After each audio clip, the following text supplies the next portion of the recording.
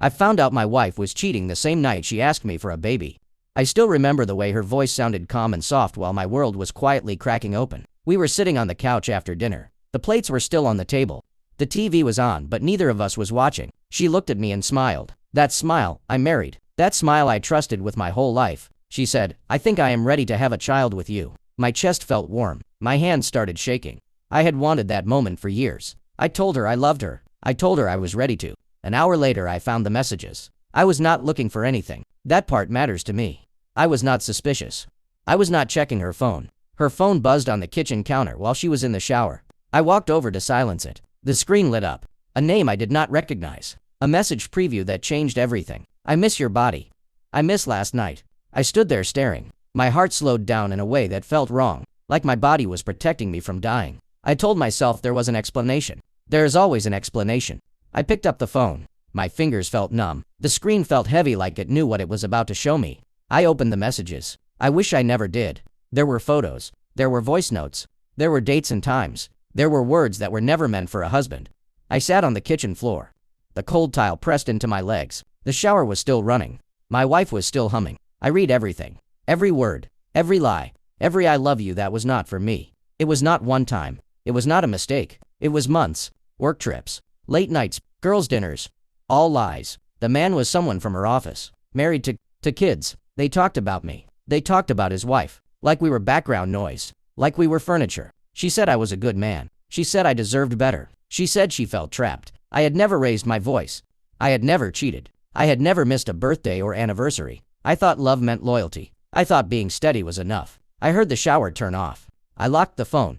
I put it back where it was. I sat at the table. I felt like I was watching my life from outside. She walked out wrapped in a towel. Her hair wet. Her face relaxed. She kissed my forehead. She asked what was wrong. I said nothing. She sat across from me. She took my hand. She talked about baby names. I wanted to throw up. That night I did not sleep. She slept peacefully beside me. Her hand on my chest. I stared at the ceiling. Every memory replaying. Every moment rewritten. I thought about confronting her. I thought about leaving. I thought about pretending. I did none of it. The next morning she made coffee. She smiled. She said we should start trying soon. I went to work like nothing was wrong. I sat at my desk and did nothing. I read the messages again and again. I needed to know why. I needed to know if she loved him. I needed to know if she ever loved me. That night, I asked her a simple question. Are you happy with me? She looked surprised. She said, of course. She said, you are my safe place. That word broke me. Safe place. Like I was a shelter, not a choice. The affair continued. I know, because I kept watching. Every message. Every call. Every deleted thread. I became someone I did not recognize. Quiet. Observant. Empty. She started talking about fertility apps. Doctors. Timing. I started talking less. I stopped touching her. She did not notice. One night she fell asleep early. Her phone lit up again. Same name. I opened it. He said, I love you. She replied, I love you too. That was the moment something inside me shut off. I did not cry. I did not yell. I started planning. Not revenge. Not drama. The truth. I needed proof. I needed control. I needed to protect myself from being destroyed. I took screenshots. I backed them up. I saved everything. I started acting normal. I smiled. I played the part. She thought we were happy. She thought she was safe. She had no idea I was already gone. And then she missed her period. She held the test with shaking hands. She smiled with tears in her eyes. She said, we are going to be parents. I looked at that stick. 2 lines. Clear and bright. And I realized I did not know if that baby was mine. I hugged her. I told her we would talk later. I went to the bathroom. I locked the door. I sat on the floor. My whole life was now a question. And I had not even asked her the hard one yet. I did not ask her if the baby was mine. Not that night. Not that week. I smiled. I nodded. I played the role of a man who was about to be a father. Inside I was dying slowly and quietly. She started acting different. Softer. Kind. Like guilt was leaking out of her in small careful pieces. She touched my arm more. She asked if I was okay. She said pregnancy made her emotional. I let her believe that. At work, I could not focus. Every email looked like static. Every sound felt too loud. I kept thinking about time. About dates. About the messages. I counted weeks in my head. I counted lies. The math did not feel safe. One night I opened her calendar. She had shared it with me years ago. For groceries. For vacations. For normal life. There were gaps. Days marked as meetings. Trips that did not match her stories. My chest felt tight. Not panic. Something worse. Certainty. I started writing things down. Dates. Times. What she said. What I knew. I was building a map of my own betrayal, she told her parents. They cried. They hugged me. They said I would be a great dad. I smiled until my face hurt. Her friends threw her a small dinner. They talked about cravings, nurseries, names. One of them asked how long we had been trying. She answered too fast, like she had practiced. I watched her closely. The way her eyes moved. The way she avoided looking at me. I knew that look now. That night I finally asked, "When did you stop loving me?" She froze. Not for long. Just a second. Then she laughed softly. She said, "What are you talking about?" I told her I felt distance. I told her I felt like something changed. She blamed stress, hormones, work. She said I was over. That was when I knew. For sure, people who are innocent do not talk like that. I did not accuse her. Not yet. I needed more. Not for proof. For closure. I started recording, not her, me. Voice notes in my car. Late at night. I talked about how much I loved her, how confused I felt, how afraid I was of becoming a father in a broken marriage. I needed to hear my own voice, to remember who I was. She started getting calls late at night. She would step outside, say it was work. I could hear her through the door, laughing quietly, whispering. That laugh was not for me. One morning I followed her. I told work I was sick. She drove somewhere new, not the office, not anywhere familiar. I parked across the street. My hands were sweaty. My heart was calm. I watched her walk in. 5 minutes later, he arrived. I recognized him from the photos. Seeing him in real life did something to me. He was just a man. Not a monster. Not special. They hugged. They kissed. I sat in my car and stared straight ahead. I thought I would break. I did not. I felt empty. Like I had already mourned this. I took photos. From a distance. Through glass. Proof I never wanted. That night she came home late. She smelled like soap. Not ours. She slid into bed. Put her hand on my stomach. Joked that we would need a bigger bed soon. I almost told her then. Instead, I asked, "Do you ever feel guilty?" She stiffened. Then relaxed. She said, "About what?" I said, "About life. About choices." She said, "Everyone has regrets." That answer told me everything. I contacted a lawyer. Quietly. Carefully. I asked questions I never thought I would ask. About paternity. About divorce. About timing. He told me to wait. To be smart. To protect myself. I went home and looked at my wife. She was lying on the couch. Her hand on her belly. Smiling at something on her phone. I wondered if she was smiling at him. That night I did not sleep again. I thought about staying. About raising a child that might not be mine. I thought about leaving. About becoming the villain in her story. I thought about love. What it meant. What it cost. In the morning she told me she loved me. She said she could not imagine doing this without me. I kissed her forehead. I said neither could I. But that was a lie. Because I was already imagining life without her. And I was starting to wonder, what would happen if I asked for a test? I could not stop thinking about the test. Every morning I woke up. Every night I went to sleep. It was there. Like a shadow over my soul. I knew asking would break something. Maybe everything. But I needed the truth. I waited. Weeks turned into months. Her belly grew. Her excitement was contagious. But I felt nothing. I smiled. I cooked. I bought baby clothes. I watched her pick out colors. She chose pastels, soft blues, and pinks. She said I was the best husband. She said I was the rock she needed.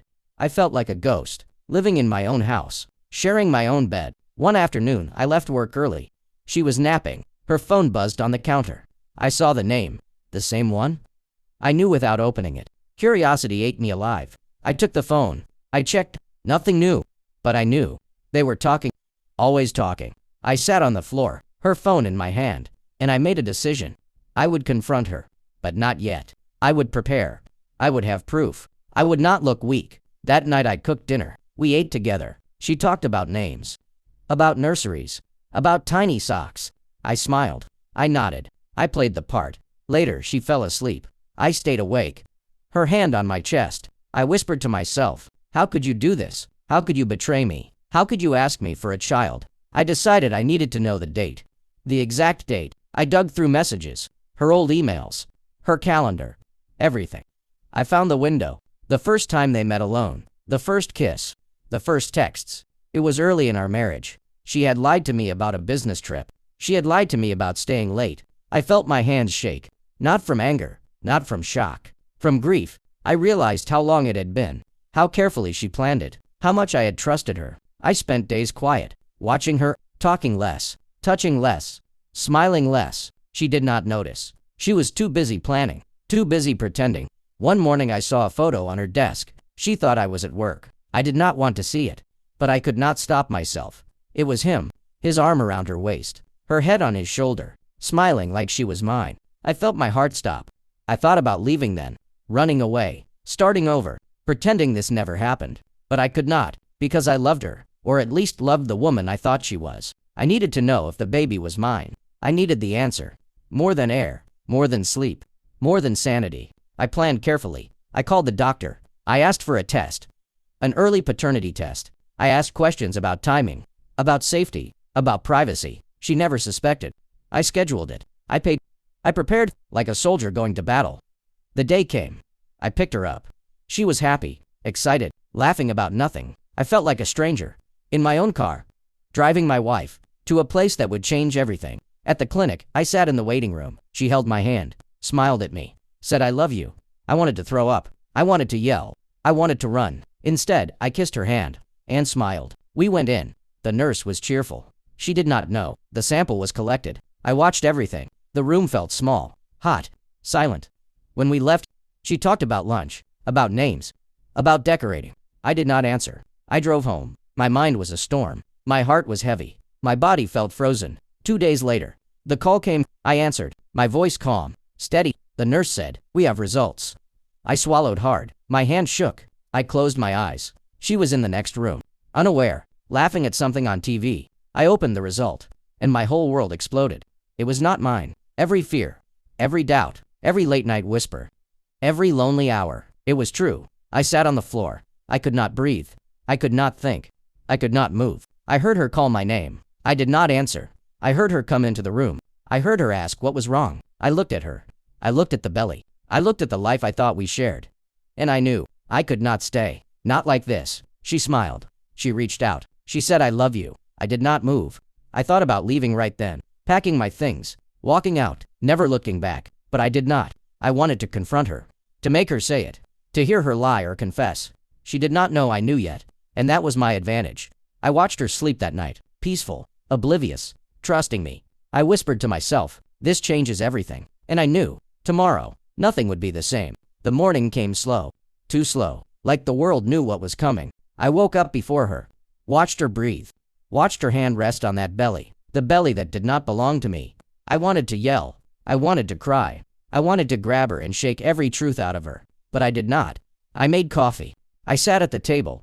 The result sat in my pocket, cold, heavy, a stone I could not put down. She came down smiling, hair messy, eyes bright. She talked about names again. Blue, green, neutral. I nodded. I smiled. I told her ideas. She loved them. Inside I felt nothing. Nothing but a hollow. A deep pit that swallowed every memory. We sat together, eating breakfast. She reached across, touched my hand. I felt the cold weight of betrayal, of silence, of everything I could not say. I needed to decide. Right now, do I confront her? Do I leave? Do I stay and pretend? I chose none of them yet. I needed time. Time to think. Time to plan. Later that day, she went out for grocery. She asked me to watch something on TV. I agreed. Alone in the house, I looked at the photos I had taken. Every hug, every kiss, every text, every secret. I felt sick. I felt dead. I felt alive only because I needed to decide. When she came back, I was waiting, calm, neutral, a mask on my face. She smiled. She put groceries away. She talked about dinner. I followed her into the kitchen. I asked for the truth, not accusation, not anger, just truth. Her face changed. Eyes wide, mouth slightly open. She said, what do you mean? I showed her the result. The phone, the messages, the photos. Her hands trembled. Her face turned pale. She said, I can explain. She said it was complicated.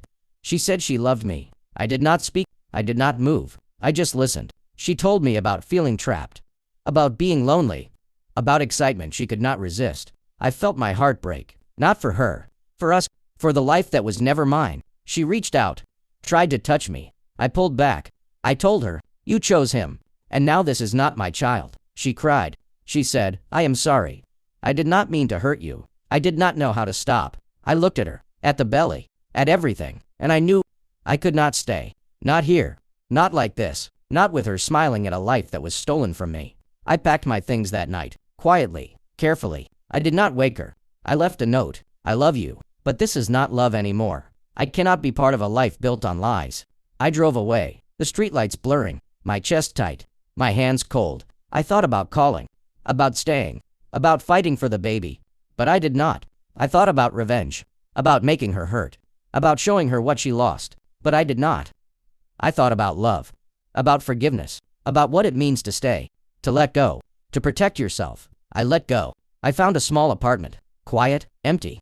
Mine, no secrets, no lies, no betrayal. I looked at my phone, no messages, no calls, no excuses. For the first time in months, I felt calm. But the pain was there, deep, permanent, a reminder that trust can be shattered, and sometimes love is not enough.